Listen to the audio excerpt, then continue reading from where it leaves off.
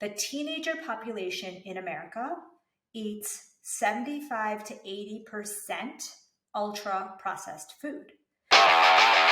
Welcome to the Spartan Up podcast with Joe Sena, founder and CEO of Spartan Race. We are talking about overcoming obstacles. The same way we teach people to get over obstacles on the course, we will teach you here on the Spartan Up podcast to get over obstacles in your mind.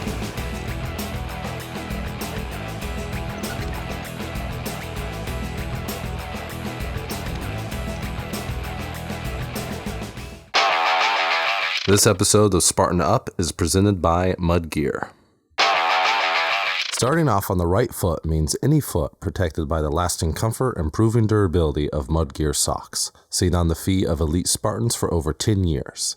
Now, through April 17th, you can win a free Spartan race for you and a friend, plus a $100 Mud Gear gift card for each of you. No purchase necessary. Just click the link in the show notes or go to mudgear.com/giveaway. Joe Sena here, CEO and founder of Spartan and the Spartan Up podcast. I've got somebody that's going to make you really hungry today. Dr. Shah, a.k.a. Amy, fellow Cornellian. She went to the best school ever, studied nutrition at Cornell, and then went on to Columbia and Harvard because you had already gone to the best school in the world, Cornell, and then you wanted to slum around a little bit at Harvard and Columbia? Just wanted to check out what everyone was missing, for sure. That's right. And so you know a little thing about nutrition. A little bit, yeah. More, a lot more than some of my colleagues, for sure. and what got you into that? Like, why? So when I was 5 years old, we came to the country from India. I came with my parents, and my dad was really quite healthy. He was active, played tennis. And about 2 years into moving here, he got the kind of crushing diagnosis that everyone in our family was getting one after the other, which is that he had type 2 diabetes. And this was so puzzling to me because he looked healthy, he was exercising, and it was like 7 of our family members all got the same diagnosis because one after the other, they went to the doctor and figured it out. And my grandfather hadn't even made it to the age of 60 because of diabetes. So it was like a death sentence. It was really just, they were devastated because he was only in his 30s at the time. And so that got me really interested because the first, 10 years of my life, they were just trying to figure out what to eat, and we didn't know how to, they didn't know how to control their cravings. Like many Americans, immigrants that moved to America, they were working 2 jobs, just trying to eat fast food to, get through the day. He was getting his master's, so drinking a lot of, Coke and Pepsi. And he didn't really understand the effect of food on his disease or his mood or his energy levels.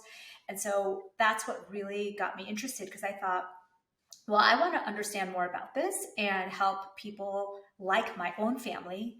And I thought to myself, he's active, he's healthy in many, what I considered healthy back then. So what was going wrong? And that was what I was really interested in figuring out. And so a lot of this book is talking about, what we're getting wrong in our normal society. It's not really even our fault because we live in this world where we're inundated with food messages and normal life messages, which are not actually healthy at all. So yeah, that's why I got into this. You don't know this, but I grew up in Queens, New York, and I grew up in a very Italian neighborhood where food was king. Yeah. Everything was about food. Probably, like a family like yours immigrating from India, all we talked about was food. Everybody was eating too much, eating all the wrong stuff. And my mom's mom, my grandmother, in the early 70s, became sick with cancer. And so my mother and her sister, my aunt, wanted to find a new way. Is there a solution to this? Maybe we shouldn't be smoking and eating raviolis and all these things, right? Yeah. And she went to probably the only health food store at the time on the entire East Coast where there was incense burning and it was smelled like an old fashioned, health food store. You're probably too young to remember. And there was an Indian guru in the store who had just come from India, landed at Kennedy Airport, and stopped in the health food store. And my mom just happened to catch this person. And this guy, literally over an hour of discussion and, talking about mom with cancer, my mother changed her whole life. She became a vegan on the spot. She decided she was going to start meditating. This group of gurus that she then met started a foot race, a running race that still exists today in Queens, New York, called the Transcendence Run. It's a 3,100-mile foot race around a 1-mile loop that takes like 60 days to complete in New York. And the idea there was the mind is more powerful than we give it credit for. And so all the things you studied, all the things you wrote about in this book, by the way, we didn't talk about the name of the book. What's the name of the book? I'm So Effing Hungry. I'm So Effing Hungry. I love the name because it portrays exactly how we all feel when we're making these probably poor food decisions. But my mom started to influence my sister and I with all this stuff. And so it's funny, I would just assume based on my background that a family coming from India knew what to do, like your family, but it sounds like you guys didn't. And that an American family wouldn't know what to do. Well, they did. You know what the crazy thing is, and this is corroborated by studies, is that a lot of immigrants leave their home traditions back home and they come into America and they're like, well, I want to be American. Like my dad joined a company where he was an engineer, so he wanted to be able to go out to lunch with these guys to, start to assimilate. And so he had never eaten Pizza Hut and Taco Bell and all that stuff before coming there. It was all after thinking that this was the way to being American. And for me, it was really embarrassing that we were vegetarian, right? It was really embarrassing for me to bring Indian food to school. I was already an outcast. I was already trying to learn English. I had the worst clothes because my parents couldn't, I don't know if you remember that store called Alexander's that was in New York. We lived in Yonkers. We were living, the immigrant life, right? So I wanted to fit in and I didn't want to take, Indian food, which was really healthy actually. And they showed this in studies that people who come from Asian countries, Europe, who immigrate to the US, start to develop habits like US habits, and then their health goes down the drain. I mean, if that isn't just showing you how much habits change your health, I mean, same genetics, but just different habits change everything. So, and for me, the reason why I got interested in this immunology in particular is that they already discovered that in London, the first industrialized city in, really the world in the turn of the century, 1900s, that these kids that were rich and moving out of the farms and into the city were sicker and they had poor immune systems. They were getting asthma and allergies. And that's what really drew me to immunology, because I said to myself, oh my God, I feel like I'm that kid. Like I grew up in a very rural setting in India. We were in this, like I took a horse carriage to preschool. I mean, it was really rural. And then I switched to this Americanized lifestyle and look at what's happening to my family. So I got really interested in what we were doing wrong. Like obviously we're doing something wrong.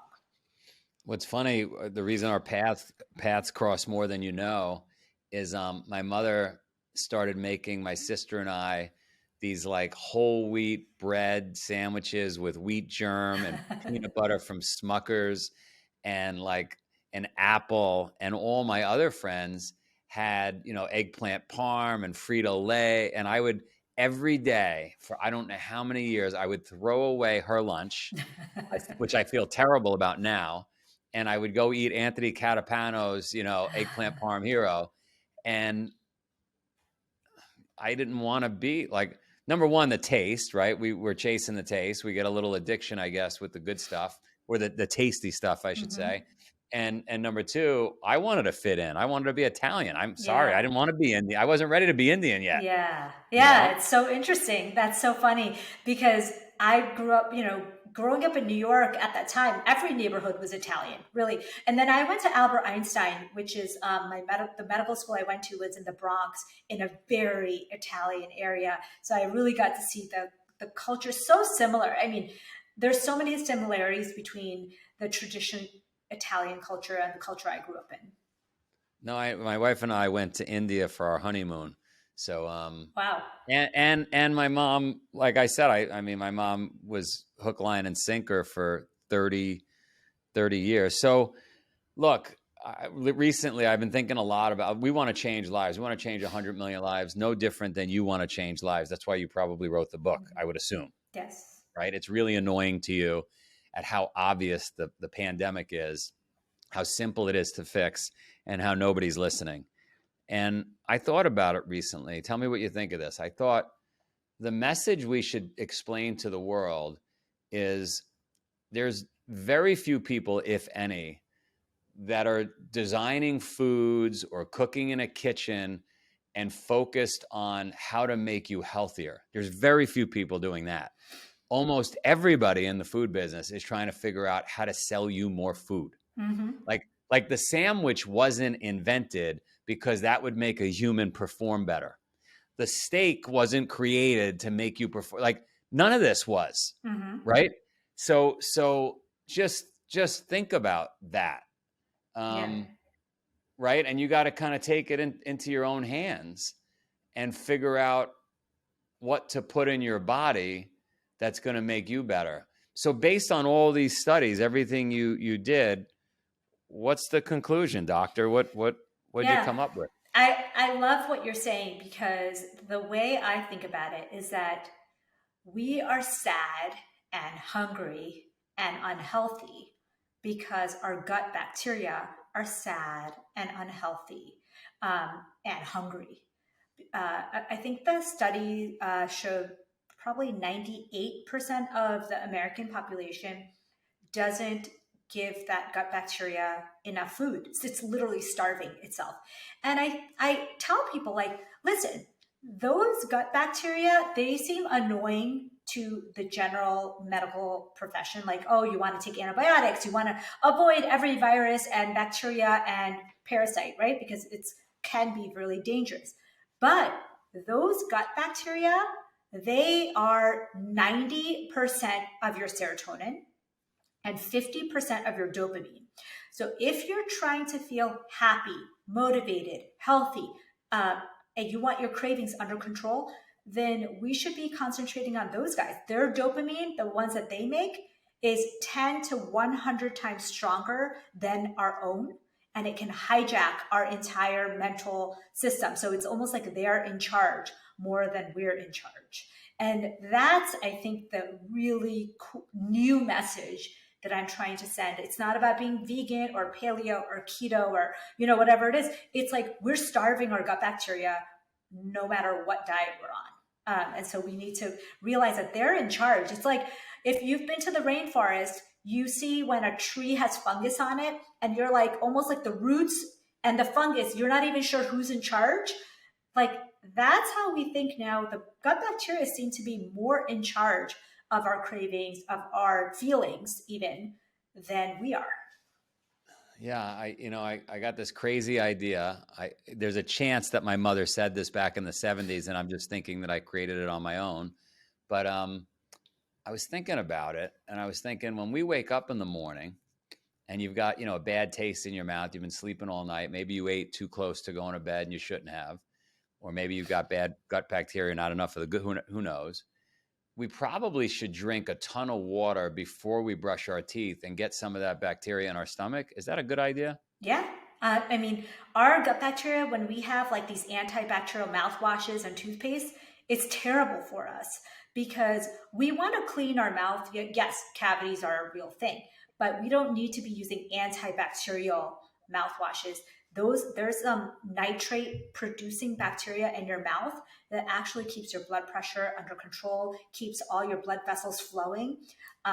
So bacteria have gotten a really bad rap. And we know that they actually control our mental health. Like now we know if you do a fecal transplant, so you transplant somebody's whole gut bacteria to somebody else, you can change their entire mental state. You can cure depression, schizophrenia, dementia. I mean, this is sounds like sci-fi, but it's really happening. That's amazing. So lately, I've been eating every night, almost every night, 90% of the time. Tell me what you think of this, and feel free to tell me it's terrible. I've been eating a cucumber salad with red onions, black olives, apple cider vinegar, and olive oil. And I don't know why I crave it every night, and I love it. Is that a bad No, combo? do you use a raw apple cider vinegar with the I bacteria in it? do. Okay. Brag. So Yeah. you're getting fermented food, which there was a study that showed that actually 4 to 6 servings of fermented food was the ideal amount to have the most diverse bacteria and to have the healthiest gut.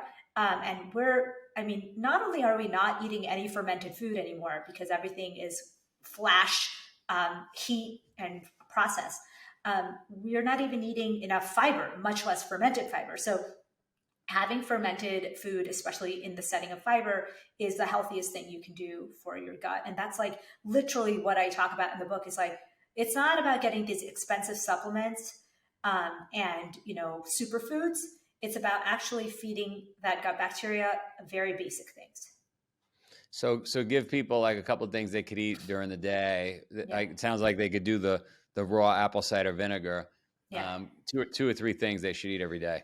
Probiotic yogurt and cottage cheese. So remember, I say probiotic yogurt and cottage cheese because I used to just say yogurt and cottage cheese, but I realized that if you eat the sugary processed stuff, what they do is they make the yogurt in cultures, but then they heat it and the cultures are gone. So in America, we have to label something if it has bacteria in it.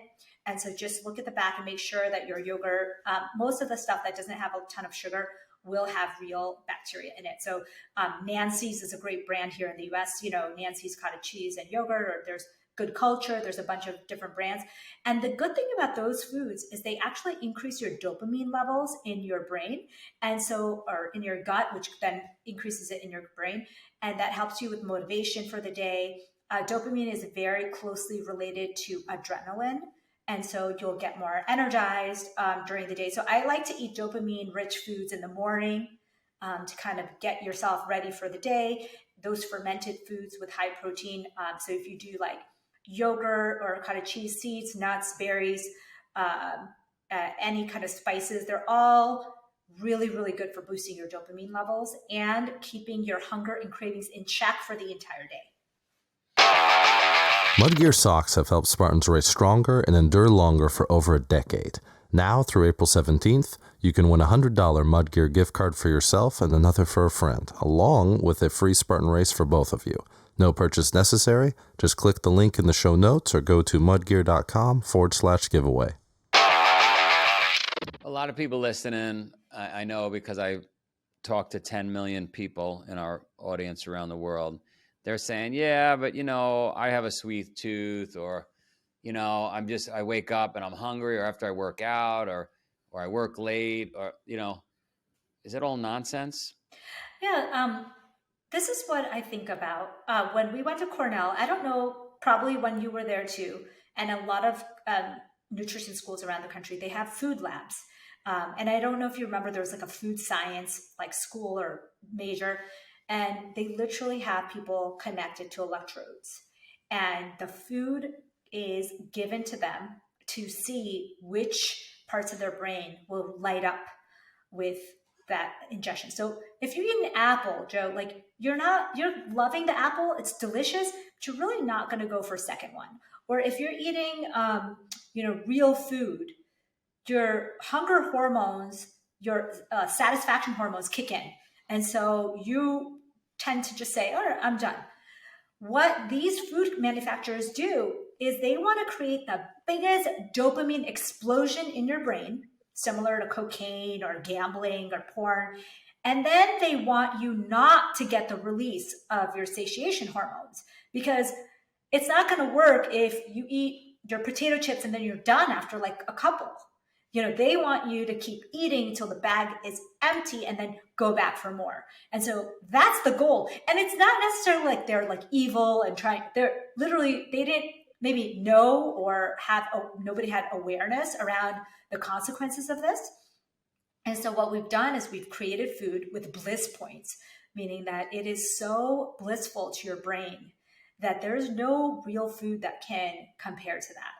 And what happens is, the thing about dopamine is the way we're wired is that if you eat something that gives you a big explosion of dopamine, it's pleasurable, but then quickly it turns into, when can I have this again? I want it so bad. And you know that feeling, because I've had that feeling. There's certain foods where it's almost not as pleasurable to eat them because you love them so much that you're just thinking about when you can have it again. And that's a dopamine reaction to food.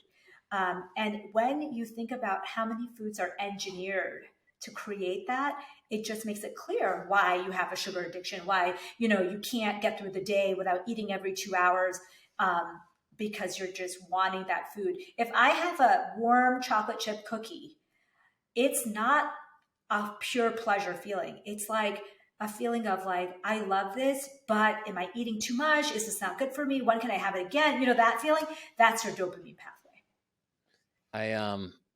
I tell people I've been telling people for 20 years, again, I probably got it from my mom, but I'm a capitalist. I run a business. I've always been an entrepreneur. And even though I want to change lives, if I was sitting around a boardroom and we owned a food company, let's say, called Spartan, we would have to meet our numbers every quarter. Yeah. We would have pressure from our board of directors, and so if we could figure out how to get people to eat more of it, if we could figure out how to reduce costs on the ingredients, that's what happens when you have capitalism. I love capitalism more than right, but there's a downside when it comes to food. We're not rewarded as entrepreneurs maybe for selling more celery. Or more apples. We're rewarded for proprietary ingredients with a proprietary brand name that people eat a lot of. Yeah. And if you create a product, say you create the Spartan drink, whatever it is, okay, but it doesn't have something that keeps people wanting to come back, what they're going to do is they're going to drink it, they're going to like it, they're going to forget about it, right? But if you create a dopamine pathway and you create a big burst of dopamine, they're going to remember, they're going to come back, they're going to drive in their car and drive across town to get that, which is why, this stuff just keeps getting worse and worse. The sad thing is it's only been 80 years really since this is all started. And so we're maybe the second generation of people. And then the children though, my kids, I have 2 teens. The teenager population in America eats 75 to 80% ultra processed food because they're young. They have no idea. They're just going for the things that taste good. My daughter, she's like, I don't understand why you won't let me have this, X, Y, and Z snack because that's what I like. She doesn't understand the gut bacteria, dopamine addiction, And so I'm always trying to say to them, well, no one's going to have an orange if you can have a orange drink that keeps you coming back, for orange soda or whatever. So we're going to have to do something because 75% of their food is not food. It's addictive food like substances. It's so solvable. First off, my sister-in-law is a doctor and she has 4 young children. And what she did was she put paprika on chocolate cake at a birthday party, or she put stuff that tastes terrible on all these things, and she's trying to literally change the child's perception of those junk foods. It worked for a while, but I think once they then get a piece of chocolate cake without it, it goes back to that dopamine rush. The ultimate solution I've come up with, if you were the president and I was vice president, let's say, and we wanted to just change this overnight, I really think it's as simple as a junk food tax. The country would never accept, if it were up to me, I would just ban all garbage. Why? We shouldn't have a right to eat and to destroy ourselves. But too many people in America would say, freedom, that's ridiculous. So then I say, okay, well, you got to just charge, just like you charge massive taxes on cigarettes, you got to do it for junk food. And then you take all the money generated from that and you subsidize incredibly healthy foods, and you make sure they get into food deserts and and places and neighborhoods where they don't have anything, but like, it's so simple to solve. Yeah, it is. Um, And even simpler than that. Okay, you have a lot of entrepreneurs that are listening to this, right?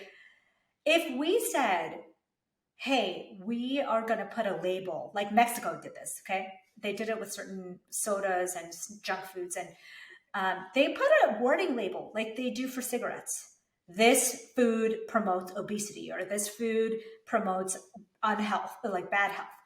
And they said that it's made an impact, and like nothing, it's so simple.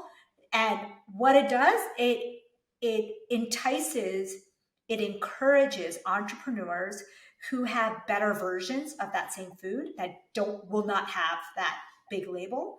And you can make a cracker that's doesn't have that warning label, and you can say, hey, look at ours, it tastes good, but it's not got all the bad stuff that this. So we can change this easily, but nobody wants to really know this, because they want to say, oh, depression is happening at exponential rates because we don't have the newest medications to treat it. And then I'm like, well, what about the studies that showed that you have 80% increase in mental health days with the highest level of processed foods, or the lowest level of exercise, or the lowest level of sunlight exposure?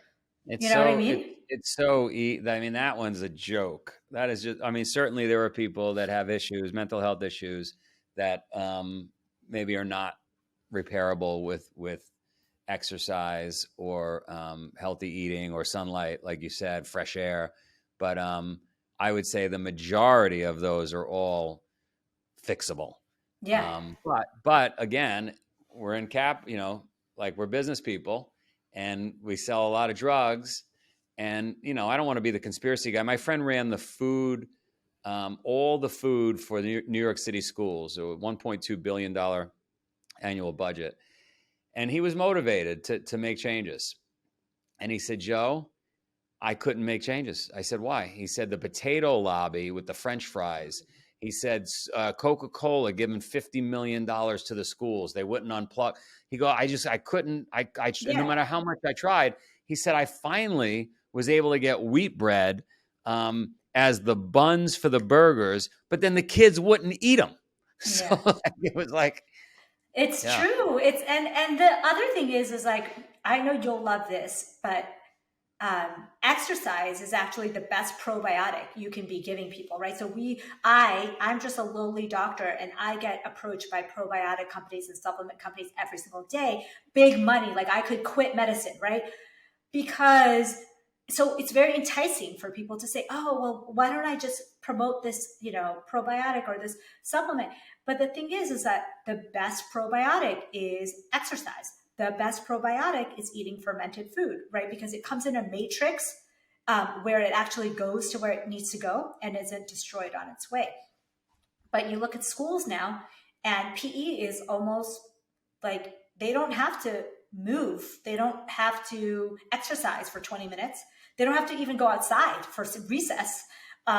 There's not, like, it's not a given anymore. And so I'm like, what if we just force them not to get rid of the processed food, but what if we force them to just get 20 minutes of outdoor exercise? Maybe it's just walking, and then force them to have one serving of a fermented food every day in school. Like, you have to finish it. You have to, it's maybe a spoon of sauerkraut. I mean, it's not something really exotic, but so easy. So easy. And moving for 20 minutes a day, I mean, that shouldn't be something that we have to mandate, but it's something we have to mandate. I saw a study that I think prisoners, people that are locked up in the U.S. behind bars, get more sunlight and more exercise than our school children on average. Insane. So it's disgusting. When I realized the benefits of circadian rhythms in medical school, we may have touched on it. But I didn't know it runs 80% of our genes. I didn't know that you can change mood, you can change behavior just by getting exposure to light. And I didn't know, like, a lot of people are like, oh, well, it's not sunny where I am. And I'm like, no, but it's just daylight. We're not meant to be animals that live indoors in darkness. We are meant to be out in nature, whether it's skiing in snow or a sunny like beach. You don't have to be.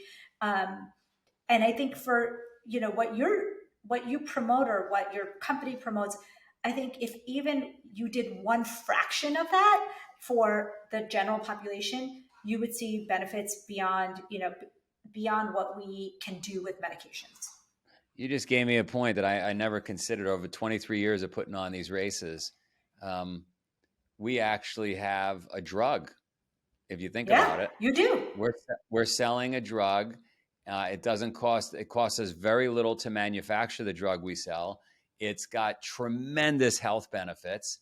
And all people have to do is come out and just be willing to like crawl under barbed wire and climb a rope and get sunlight and get muddy. And like you're confirming it as a doctor, like the drug, it's incredibly powerful. It's incredibly powerful. And the fact that, I always think about it this way is like, we are the basic bacteria and plants. Every plant and bacteria and bug organism on Earth needs sunlight. We all have circadian rhythms. We all need movement. I mean, it's like a basic need. And so if you take away these basic needs, you're going to come up against disease. And so like the way we knew about circadian rhythms, and then the Nobel Prize went to the person who discovered this, but we found that shift workers, people who work overnight, they had shortened lifespans and they had really terrible diseases. And they controlled for everything, even healthy, nurses. And they found out that when you try to shift that circadian rhythm and you don't give your body light during the day and you don't give it darkness at night, your body cannot function in the optimal way. And over time, that inflammation catches up to you over the years. And so then they started to say, okay, what is it about the sun, or what is it about this night shift work that's so bad? And then they realized it was circadian rhythms. It's that we need to see sunlight, we need to see darkness. And in the world that we live in, we barely see sunlight and we see a lot of light at night. I love it. Are we meant to be eating 24 hours a day? Like from the time we wake up to the time we go to bed, should we just be consuming as much food as possible? Yeah, because you need to keep your metabolism going, right? Like that's what people always tell me, like, oh, I need to eat a banana and orange juice as soon as I roll out of bed, otherwise metabolism slows down. It's so silly. Think about it thousands of years ago, the way our genes are programmed. You were living in a forest or some kind of rural setting. You woke up in the morning. There was no blackout shades. You woke up, shortly after sunrise or sunrise. And then you had to find food, and you had to walk to get it, or move. And then you started your day with food. And when it was sundown, you didn't have access to bright lights, Uber Eats, microwaves. You had to finish your meals, and maybe you had a snack, small snack, but you weren't eating huge amounts of food before bed.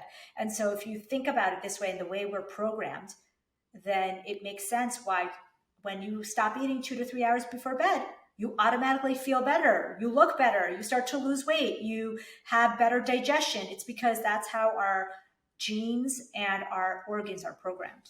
My mom used to, back in the 70s, before any of this was being talked about, before you wrote your book, don't eat. You got to earn your breakfast. Yeah. Don't eat 3 or 4 hours before bed.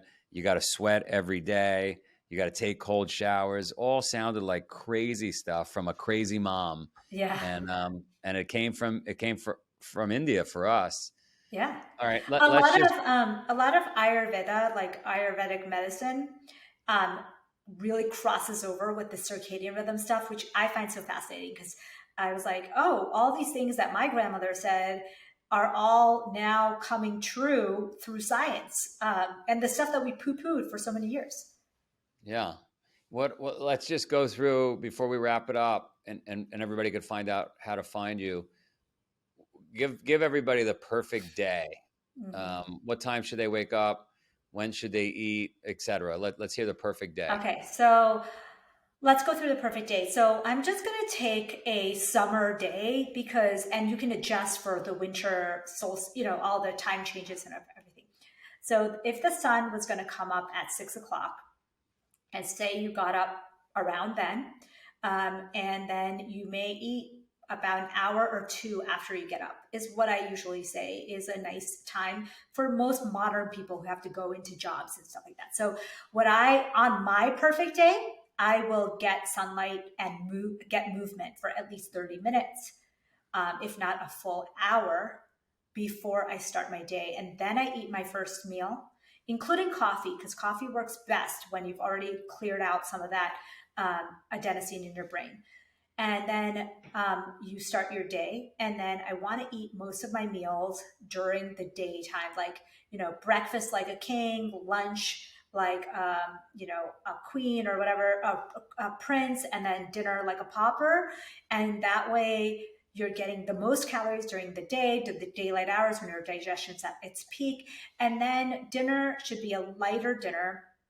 You can do another outdoor session, whether it's exercise or just being outdoors, to get that natural light. And then you stop eating 2 to 3 hours before bed. And, this sounds like, oh, this is like how they used to do it back in the day. Yeah, because that's how we're supposed to be living before we had, blue lights and all these harsh, overhead lighting at night. So 2 to 3 hours before bed, you stop eating. You want to stop working and like the blue lights at least 2 hours before bed. And maybe like you keep your phone, the only thing that you keep on you, put blue light blockers on your phone. And then even for most people, 30 minutes is the most they can do without their phone before bed, or 30 to 60 minutes, and really have a nighttime hygiene, like darkness, cold, start to really dim your lights. Like in the house that we moved into, I was so shocked. I'm like, there's no lights in the bedroom. It's like so dim. And now that I learned all this, I'm like, it's so great because there's no way to turn on like very bright lighting. You just kind of walk through the dim lighting if you want to in the evenings. And it's a really nice way to kind of sync to your circadian rhythms. And then you want to eat, the way I talk about in the book is like, you don't necessarily need to eat any particular diet. You can pick whatever diet you want, but make sure you're feeding that gut bacteria throughout the day the things that it needs to actually survive. So fiber, polyphenols, fermented foods, there's a whole and protein. There's a whole bunch of things that you can pick from each category, but then wind it down 2 to 3 hours before bed. No food. Really try to disconnect from technology. Maybe this is the time you do your reading, meditation, journaling, whatever it is, and then you get a full night of sleep. That's like the ideal day. That is a perfect day. How do people find you? It's I'm at amymdwellness.com. That's my website. I'm at fastingmd on Instagram. I'm at amyshahmd on Twitter and Facebook. You're awesome. Thanks for coming. I loved it. Thank you so much for having me. Starting off on the right foot means any foot protected by the lasting comfort and proven durability of Mudgear socks, seen on the feet of elite Spartans for over 10 years. Now, through April 17th, you can win a free Spartan race for you and a friend, plus a $100 Mudgear gift card for each of you. No purchase necessary. Just click the link in the show notes or go to mudgear.com/giveaway. Thanks for listening to this episode of Spartan Up Podcast.